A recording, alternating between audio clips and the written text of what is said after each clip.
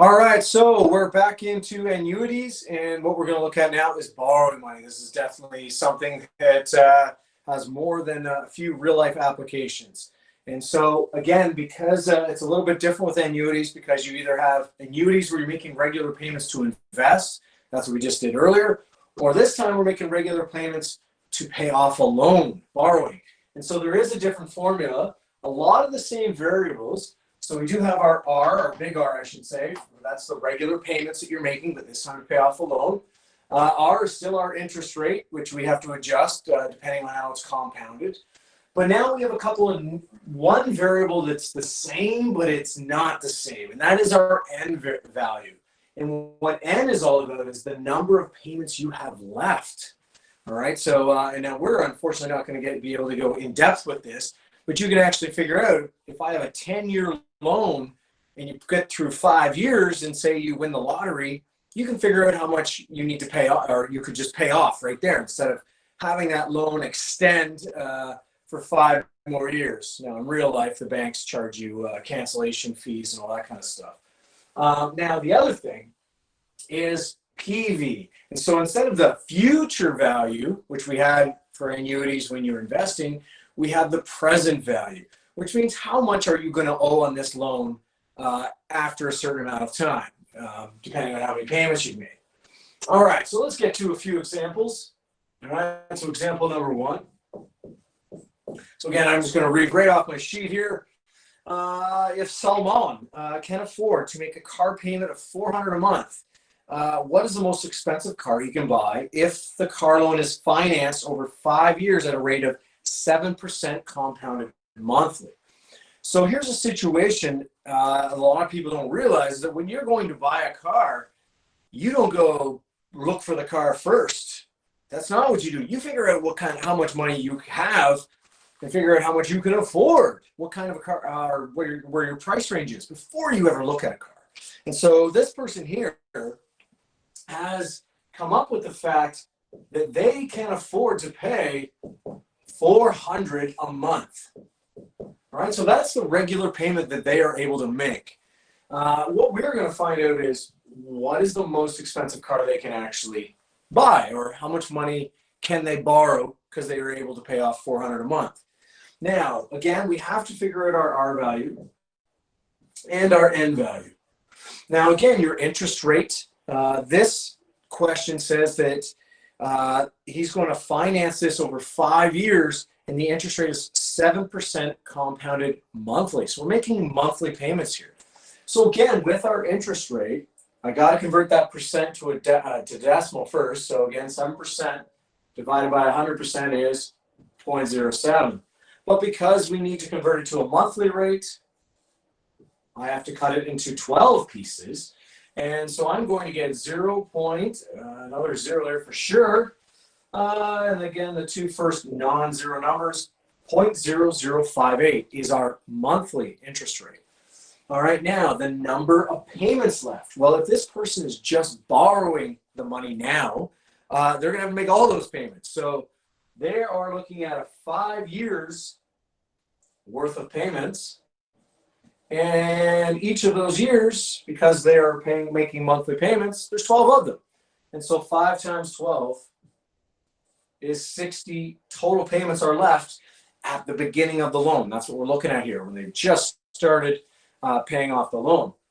All right, now that is actually, a car loan is typically 5 or 6 years, because you would not want a 10-year loan on your car, because if it breaks after 7 years, you're still making payments on a car that's crushed, right? So typically a car loan is 5 or 6 years. All right, so in this case, we have all our values that we got 3 out of 4, which you need. And so we're going to find out what is the most expensive car that this person is able to afford. All right, where am I going to put this? All right, so present value of our loan. Again, our interest, or our monthly payments, they can make $400 worth of payments. Again, we have square brackets because I have brackets within brackets. I'm going to run out of room here, I think. All right, so I'm going to have 1 minus.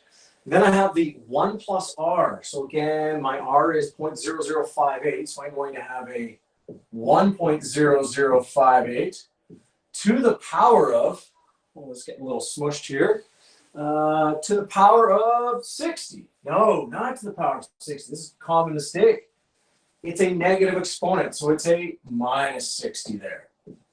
All right, and again, typically what can happen is people forget the little r down at the bottom, which is just the r, not 1 plus the r, and so it would be 0.0058. All right, now, just like this morning, I'm going to use bedness. So I'm right to the brackets, right? So I have to do this 1.0058 to the power of negative 60. All right, so I'm going to have 400 here. Then I've got 1 minus, and I take that 1.0058 to the power of 60, and negative 60. All right, so I take 1.0058 to the power of negative 60. And I get 0.7068. I like to go with 4 decimal places when we're doing financial math because we're working with percentages. All right, and again, I'm going to divide that by my 0.0058. All right, and so let's see, the loan, again, going with the brackets here, so I got 400. 1 minus 0.7068, I'm getting 0.2932. And again, of course, divided by 0.0058. All right, and then now I can just figure this all out in one step. 400 times the 0.2932, and then lastly divided by the 0.0058. And if you're willing to pay $400 or can pay $400 a month for a car, at a interest rate of 7% compounded monthly, the best or most expensive car we're looking at here is $20,220.69. All right, so again, when you're going to look for a car, it's a waste of time unless you know what you can actually afford. So in this case, this person here can afford $700. 7% right now is a standard interest rate for a car loan. I know that because I just bought a car last year. And so in this case, that's all you can afford. Or not all you can afford, but you can afford a $20,000 car roughly. All right, now, example 2, we're going to move on to houses. Condos.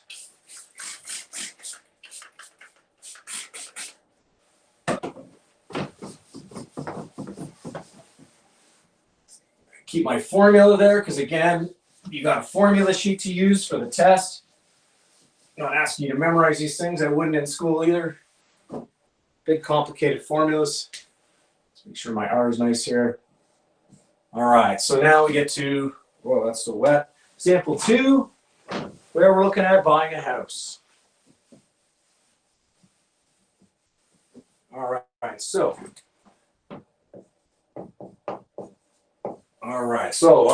in example 2, if a family, because again, we're going to borrow money here, so I'm going to break down my variables here. PV, I got my R, my interest rate, and of course, N, which is the number of payments I got to make here. So, or how many payments I have left. So in example 2, if a family purchases a home for $400,000 at a rate of 5.7% compounded monthly again, over a period of 25 years, find the family's monthly payment. All right, so they are looking this time. We know how much the house is worth. We want to know what the mortgage payment is going to be. All right, so the house is worth $400,000. So that's how much you would have to borrow. All right, now, what is the monthly payment? We don't know. That's our R, our regular payment. And now, again, we get to the rate, the interest rate. It is 5.7% compounded monthly. So again, I'm going to convert that to a monthly interest rate. So first I convert the percentage to a decimal, and then again, because it's monthly, I got to divide it by 12 to cut it into 12 parts. And I end up with 0.0048. All right, now, and the number of payments left. A typical home loan is 25 years.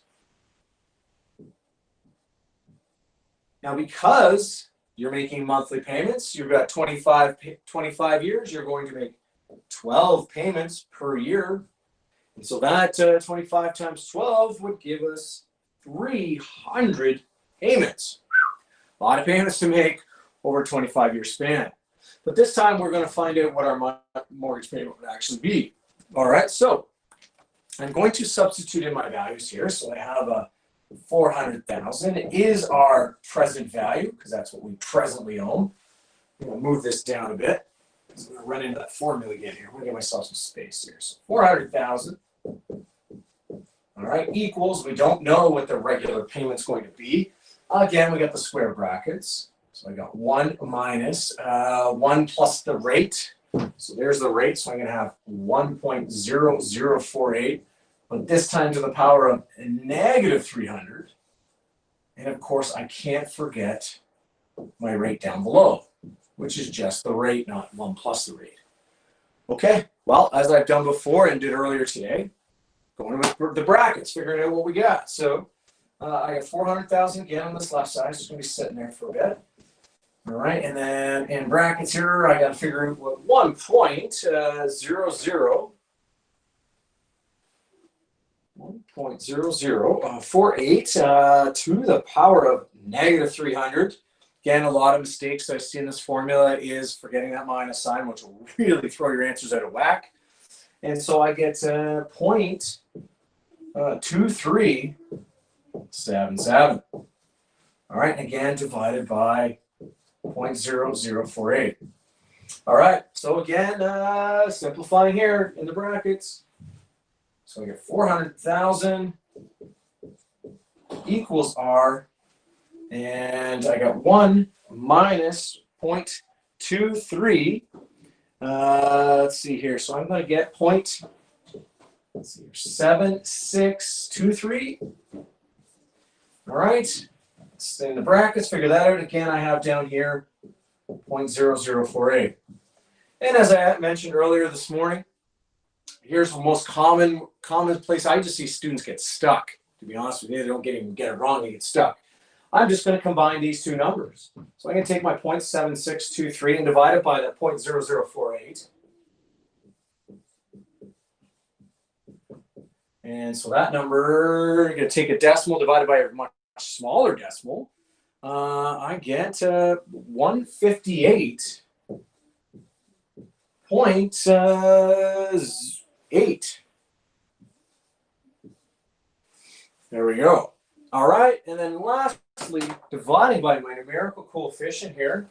And so that's the number in front, or in this case, behind our variable. It's multiplying it. So I take my 158.8, divide the two of them. It's two sides. All right, so they divide each other out. And the regular payment that we would have to make for a $400,000 house at 5.7% compounded monthly is $2,518.89. So a lot of money. $2,500 and change. Huh, not really change, but seems like it when you're spending that much money. And there we go. Now, example 3. Change it up a little bit, but not much. If you look at example 3, I am now going to purchase a home for $400,000, right? So it's the same house, but here's what's going to change. It's still going to be over 25 years, but all that's going to change is the interest rate. All right, so I'm going to redo this.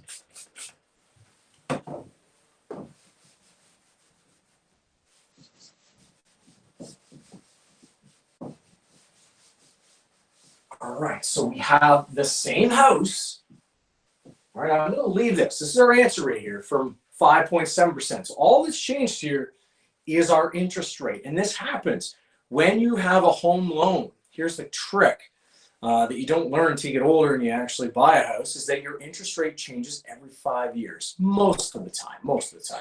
Again, it's real life stuff, but for most people, your interest rate is going to change every 5 years. You don't have a choice on this. Sometimes it goes lower, sometimes it goes higher. So this person, same house, but now our interest rate has been changed to, whoops, not interest rate, but our it's been changed to 12%, still compounded monthly.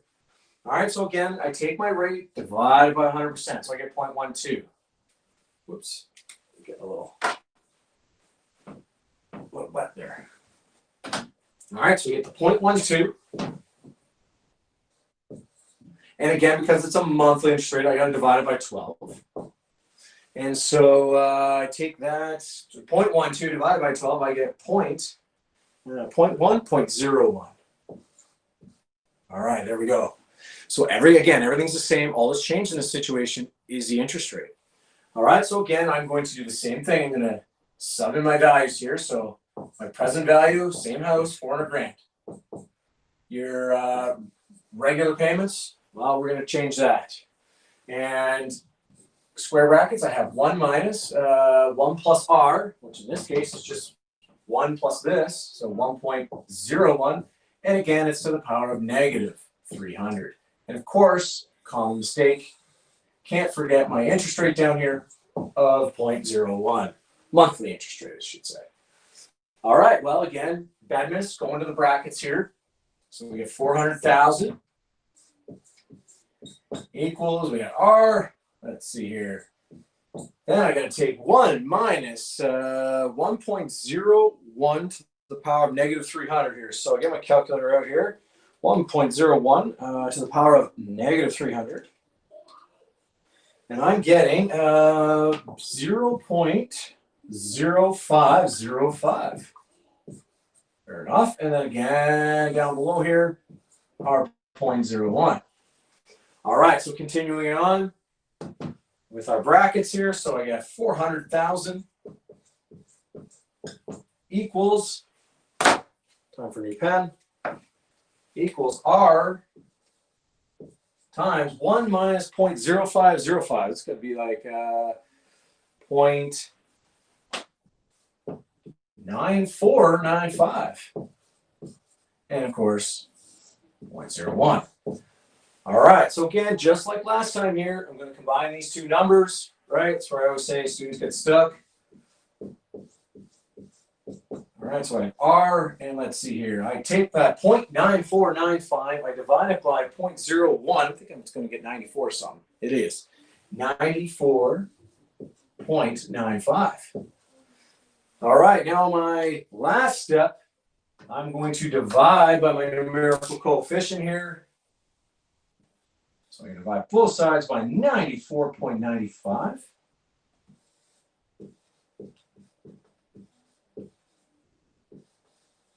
And my regular monthly payment that I would have to make here is now, check this out, $4,212.74. So again, that was the same house paid over the same amount of time, but because of the interest rate going from 5.7% to 12%, your regular payments have jumped quite a bit. And what I'm trying to show you there is that when you have a loan, it's not just how much you're borrowing that matters, it's the interest rate that matters. Because the higher the interest rate, again, interest, when you're borrowing money, you're paying basically a tax for borrowing. The higher the interest rate, the more you're going to have to pay off in that loan. So again, when you're borrowing, when you're looking for a car or a house, whenever that happens, it's key to shop around to different banks. A lot of them are very close, but again, you want to make sure that you get the lowest interest rate possible, which obviously will have a big difference, or can have a big difference, in your monthly payments. All right, so that is it for our financial applications unit. All right, so give me a second here.